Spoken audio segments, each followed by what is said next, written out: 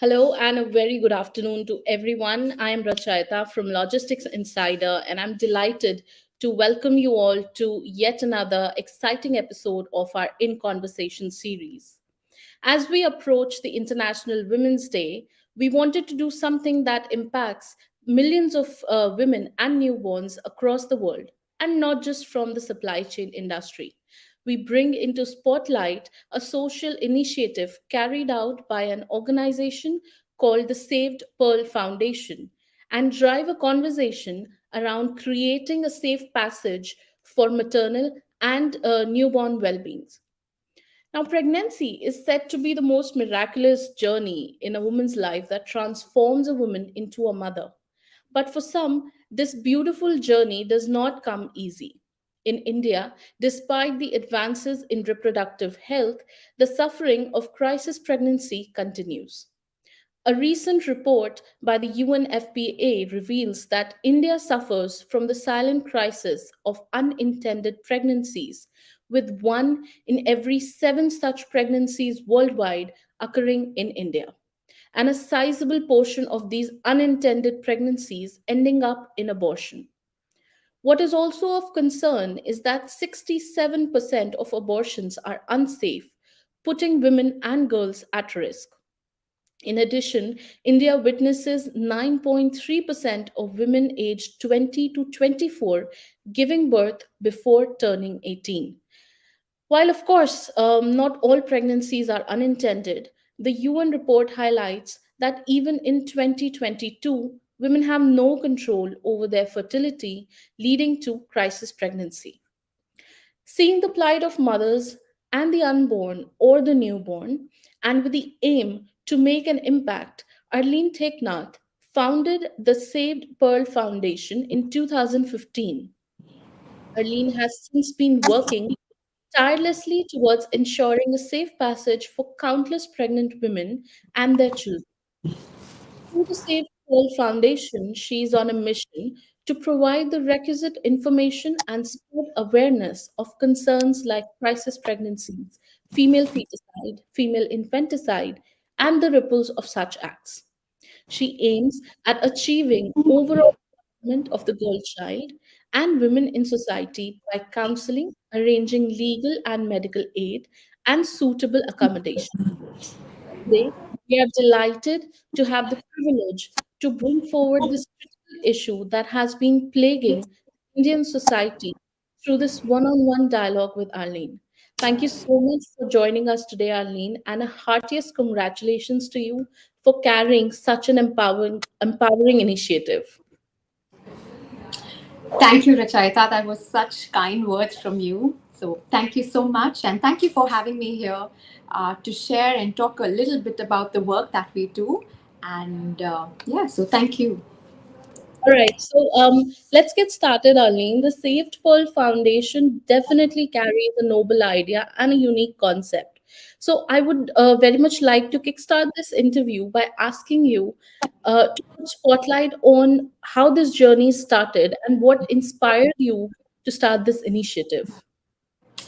Um, so, Rachayita, this cause has been very close to my heart, and I have been very passionate about it because of personal reasons, and also mainly because of my close interactions with women who were pregnant, who went through financial crisis, girls who were unwed and pregnant and labeled and looked at as someone who is of bad character, immoral standards of living.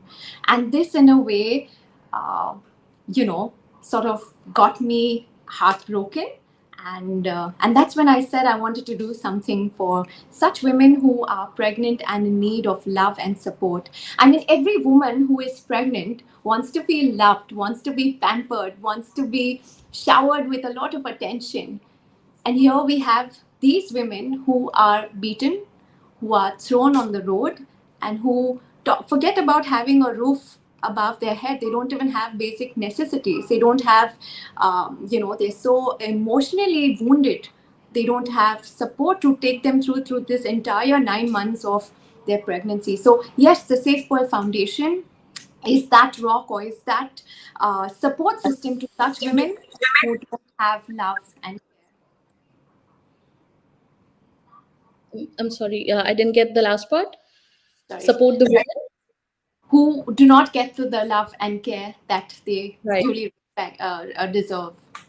Right, right. As I said, it's indeed a noble idea, and I myself, I know there have been NGOs that have cropped up in the recent times to empower women, and the government is also doing a lot of things. But still, I was unaware of your foundation, but I'm glad that I know now.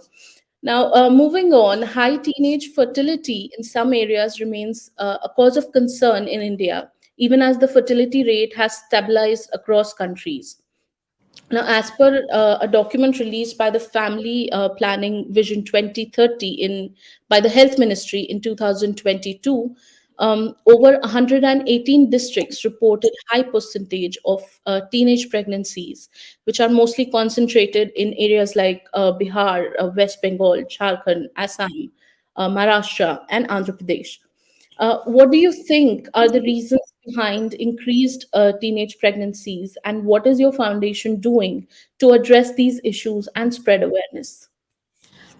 Whatever you just mentioned is so true, Rachita. And the reason behind is, stats have revealed that the increased number of teenage pregnancies are more in rural areas than in urban regions. And some of the reasons are poverty, lack of education, lack of employment opportunities, child marriage, low contraceptive use, and lack of employment opportunities.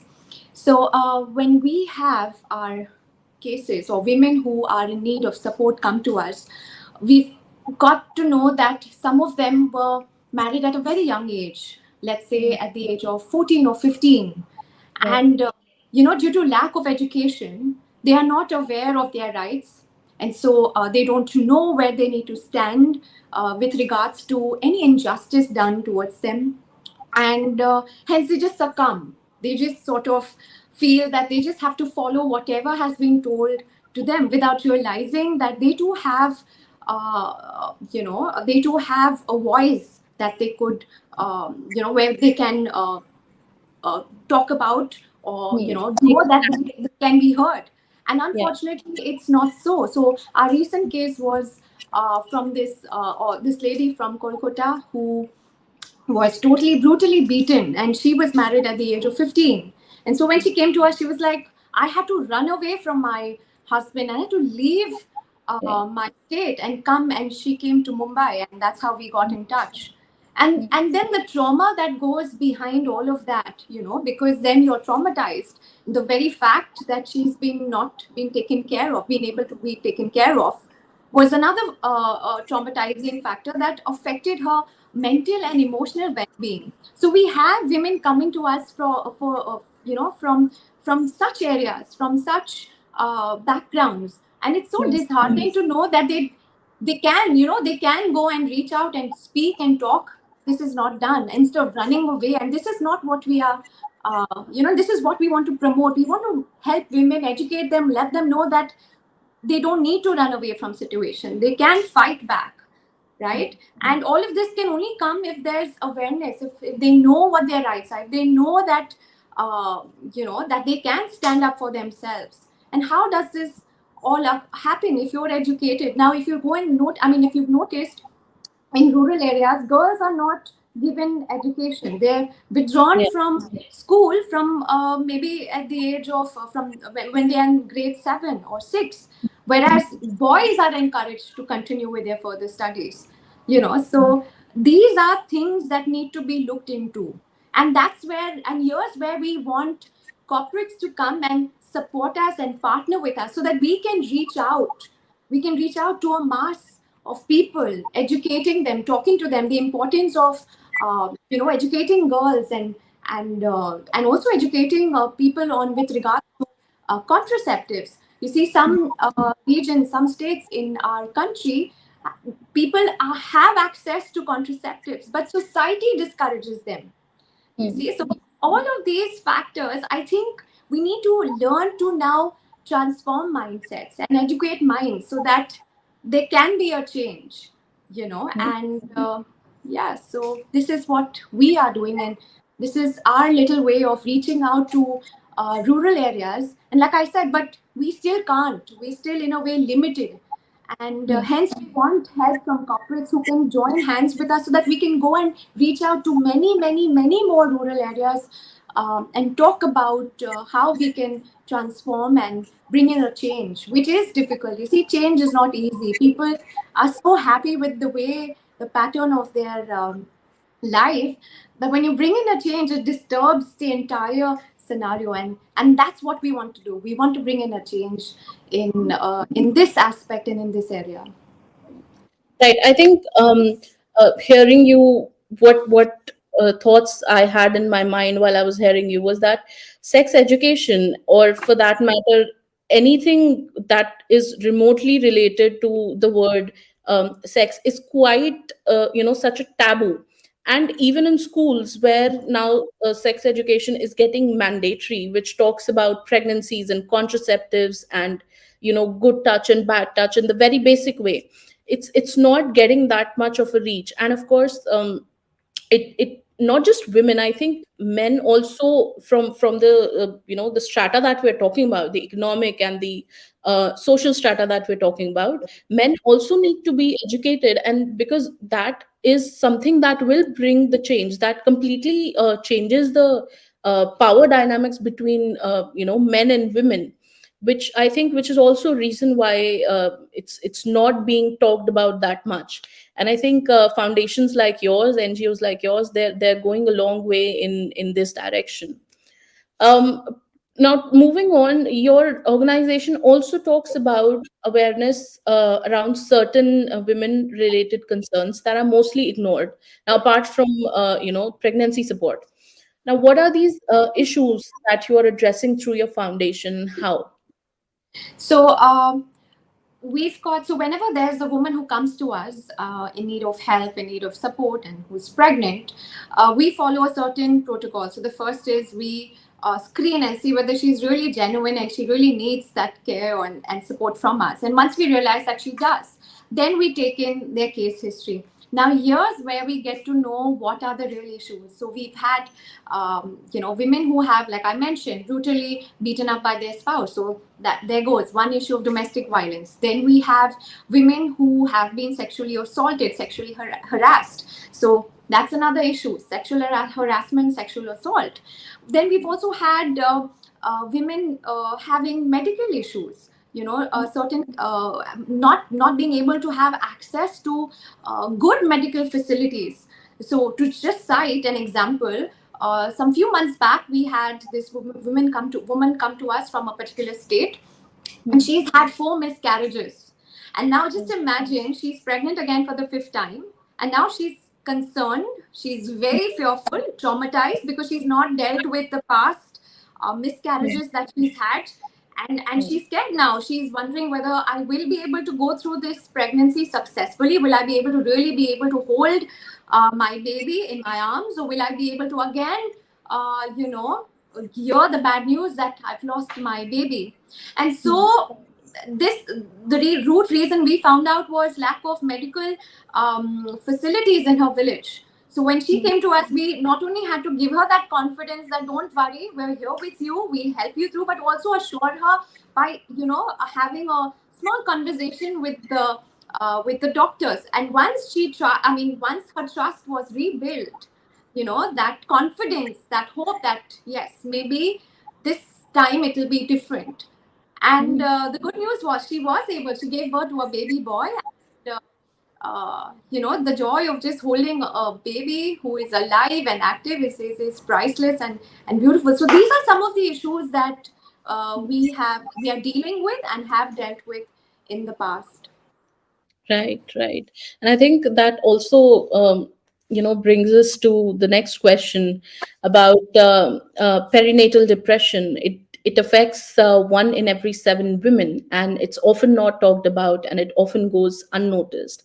I mean, there are women that I have seen, in my friends or someone in my peers, that have gone have given birth, and then their whole life changed, not just physically but also mentally. And imagine they having access to good medical facilities, uh, to a supportive family, to a supportive husband. And these women are just, they're not having any of it.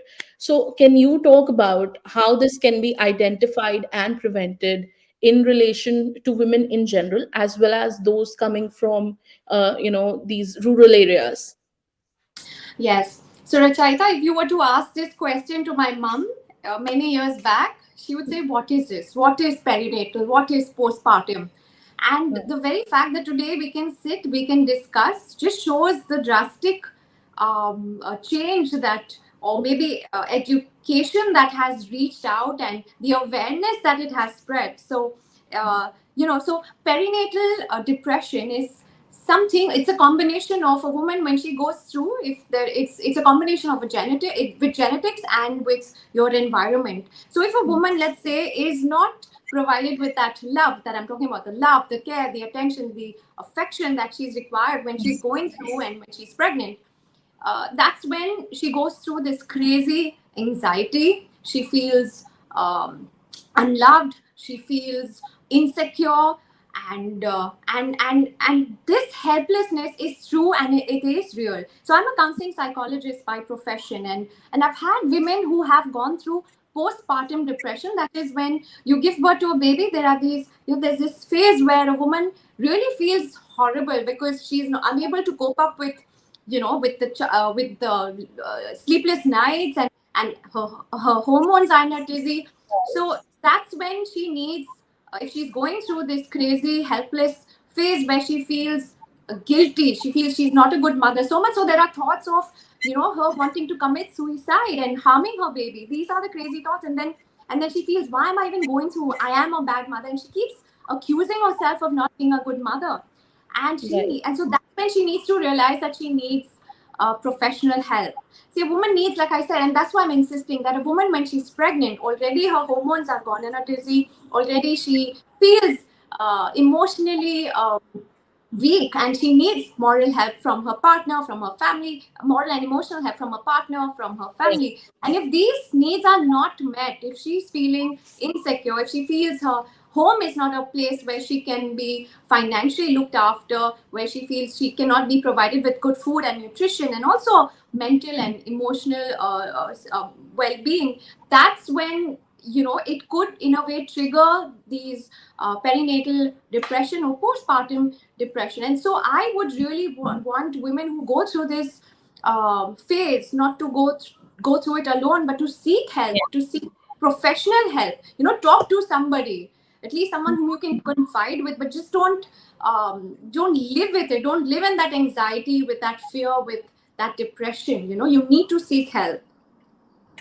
Right. I think any help in this direction would help women um, with such symptoms to cope up and be themselves again, because not only does it affect the mother, but it also affects the child.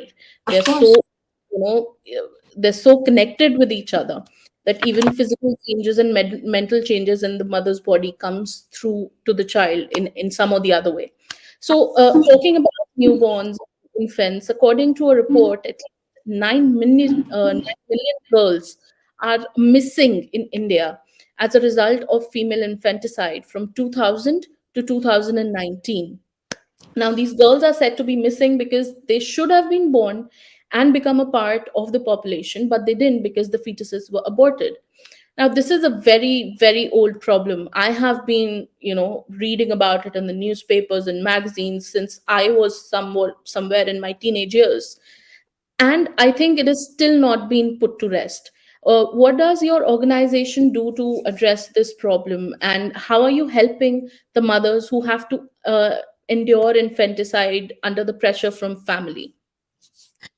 So here's where I want to really say kudos to our government, because they came up with various schemes. So in the year 2015, January, I think if I'm not mistaken, they came out with this wonderful campaign called the Beti Bachao, Beti Padao campaign, and that in a way gave some sense of hope to women that, maybe this is where we can now be looked just not being abandoned or just thrown away with. So the government supported, came to the realization, and it's so good that they came up with this campaign, which definitely made a big difference, and also various other schemes like the Dan Lakshmi scheme, etc. Now, one of the major reasons that is shocking to know that although we live in a world where we claim that we've modernized with regards to technology, we've advanced, but the sad bit is we still have a stuck up mindset where we still need or we still desire the male child. So I'm not talking about it in just in the air. So in my foundation, when we have our beneficiaries, so there's this part where we ask, would you be able to look after your baby? And most of them, some of them say, oh no, I don't think I will be able to go ahead, taking my baby back, maybe. And that's when we say, then we direct them to a licensed adoption center. But after they give birth to their baby, and if it is a male child, they take the baby back. So most often so many of the male children babies have been taken back, in spite of them not wanting to initially say, no, we cannot afford, we cannot go ahead, and so we want to, give our baby up for adoption. But then later on, they change their minds, and then you wonder why. So you do understand that there is this still need for the male child, and I think this is where we need to eliminate. We need to let like you said, like you rightly said, it's not only women who need education, it's the men. They need to know that there shouldn't be any discrepancy between a male child and a girl child. And once this happens, I think half the battle is won. And so what we do is we provide counseling. We speak to our beneficiaries. So there was another woman who gave birth to a baby girl, and we told her, we said, if you're taking the baby, ensure that you educate your baby girl. Ensure that whatever you've gone through, you don't allow her to go through the same. Let her be able to stand on her feet and be able to fend for herself. And that happens by you being her strength and you being able to educate her. So counseling our beneficiaries, and not just them, but also their extended families. So this is what and how we go about helping women and bringing in about a change in our own little small ways. Mhm. Like you said that these when babies are born, preference is given to boys over girls, and that too when they're just small little beings. I think education in that sense would help, and education of women, men, and the family, which you mentioned you guys are doing, that would help in breaking the conventional thinking, the stereotypes that it's better to have a boy to carry forward my The family, my legacy. lineage. Yes. Yeah. So I think it all boils down to just increasing the percentage of educated population in India. Absolutely. Um, so to end this interview, I'd like you to talk about the ripple effects of crisis pregnancies, female feticide, and female infanticide, and the message that you'd like to pass on to the Indian society with this interview. So, you're right. Crisis pregnancies, female feticide and infanticide have significant ripple effects, and they not only particularly affect women, they in a way affect an individual. They affect families, communities, and society as a whole.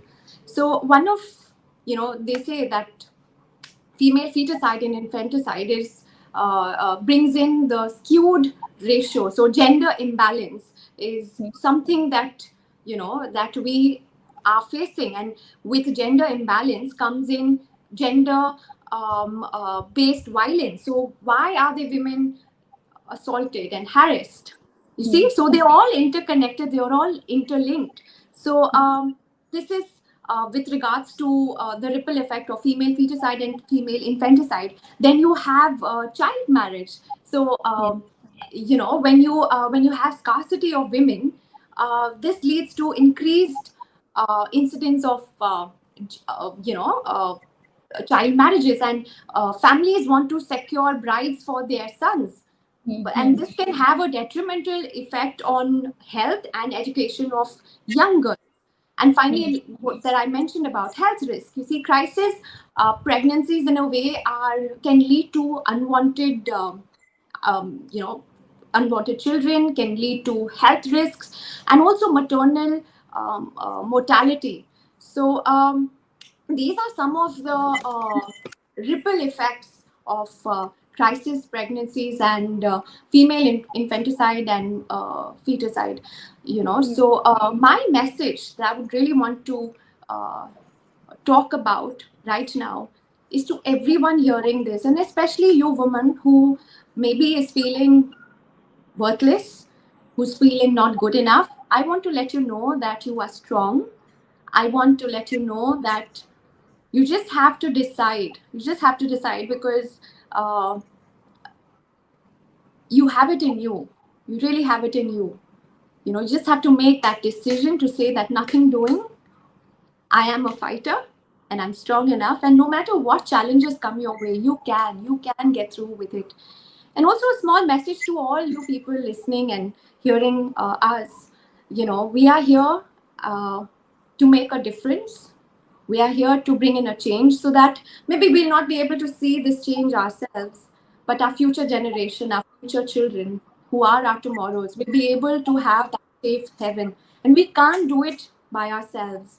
And for this, we need your help, we need your support in terms with volunteers, in terms with funds. We want to let you know that we are registered and under the section ATG. And so, just know that the money that you put in, or the support that you give us, or the volunteer that you, when you decide to volunteer with us, just know that it won't be in vain. You are saving and helping our future generation. So, yes, thank you, Rachita. Thank you, Arlene. Your words. I'm not an adolescent. I'm not pregnant. I've never been a mother, but your words definitely resonated to me at a very deep down level. And I'm making sure that I'm getting in touch with you after this interview, and I'm going to contribute to your foundation. I mean, my first contribution to any NGO would I'll start by you, definitely.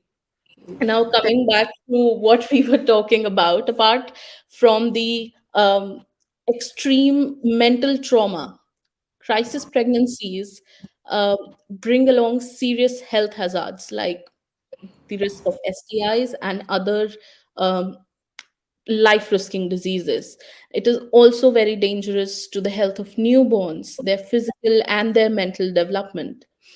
For women, I think for women, getting pregnant in their adolescent age is hazardous for their health due to the absence of proper guidance and counseling. I think the initiatives that educate the society as a whole, not just women, not just men, but as a whole, will definitely be, the starting point of change when people start accepting and um, accepting that education that is being imparted to them, not just listen from here and let go from here. That's not going to work. And imparting good education, proper education at grassroots level is the most important thing.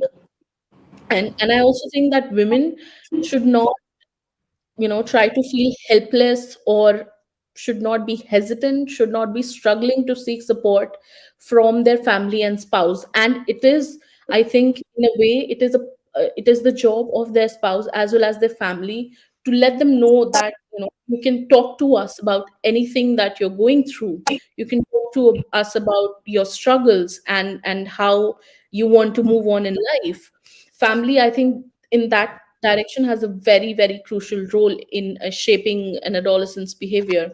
They have to ensure a safe, secure, and supportive environment for the girls of their family, right from their infant years up to adolescence, up to their younger years, and even after they get married. I mean, There are people who just say that, ladki paraya dhan hoti hai, apne sasural jao and forget about us. But that shouldn't be the case. I've seen that happening a lot. So, to end this, I would say, Arlene, I myself individually and we at Logistics Insider feel really, really proud to have this opportunity to have connected with you. It was a small but hopefully an impactful conversation that we have through this interview. Thank you so much for joining us today. And I also thank all our audience for taking out time watching us today. And thank you so much, everyone. You have a good rest of the day. This is us signing off.